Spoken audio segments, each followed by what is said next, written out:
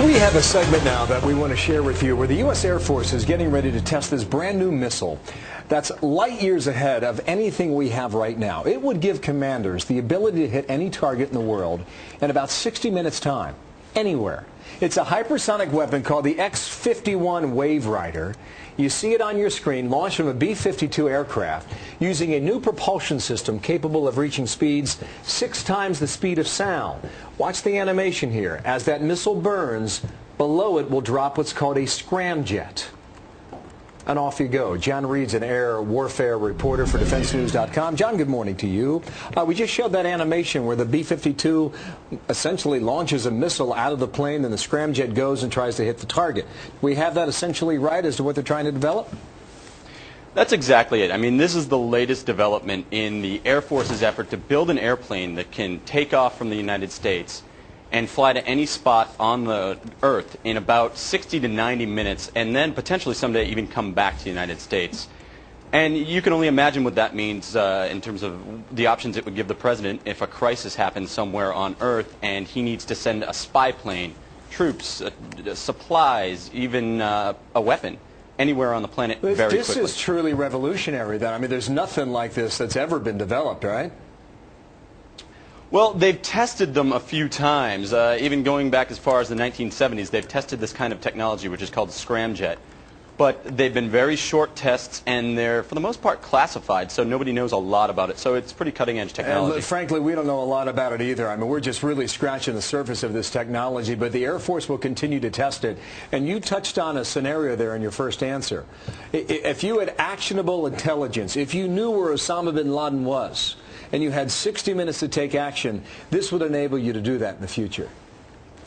This would. I mean, this would let you do it from the United States. It would let you go after a variety of targets for a variety of purposes very, very quickly, and then return to the United States. I mean, right now the only thing that can reach these speeds are large rockets. All right, this is called hypersonic. What is hypersonic as opposed to supersonic?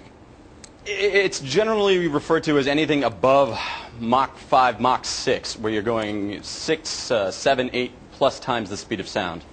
That's fast. Wow. So it's travel time, essentially. That's the great advantage to this, right, John? It's extremely fast, right, travel time, but it's also reusable. Like I said earlier, the only thing we have right now that can get up to these speeds are rockets, and those are one-time shots. You use a rocket, you launch it, and that's it. It's done. Whereas this would take off similar to an airplane. In the ultimate evolution of this technology, it would take off like an airplane, fly to wherever it needs to go, and then return like an airplane. So it's reusable, and in the end, it probably is cheaper, and you could figure out a way to launch it again. We're looking at the B-52 that eventually could carry a plane, hypothetically, a scramjet that you described. What is a scramjet, by the way? It uses oxygen, it sucks in oxygen, and that's what gives it its propulsion?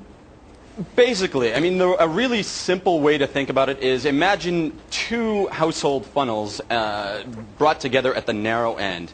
And then this aircraft's going so fast that the air that's getting funneled in there and compressed down to fit into the narrow end is then super hot. And so you spray fuel into it, and then it explodes out the back, and that's what gives it its thrust at these high speeds. Well, so you could launch a nuclear weapon, couldn't you?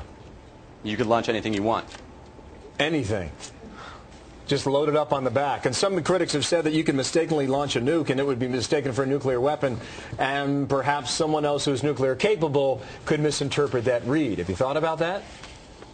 You could do that, although a lot of people are worried that by a large rocket launch can be misinterpreted as a nuclear weapon. So with these, it may be a little bit easier to launch a conventional weapon and not have it mistaken as a nuclear weapon, and going the same speed as a rocket that would or would not carry a nuclear weapon or anything else. You know, John, if it works at some point, how does that change warfare?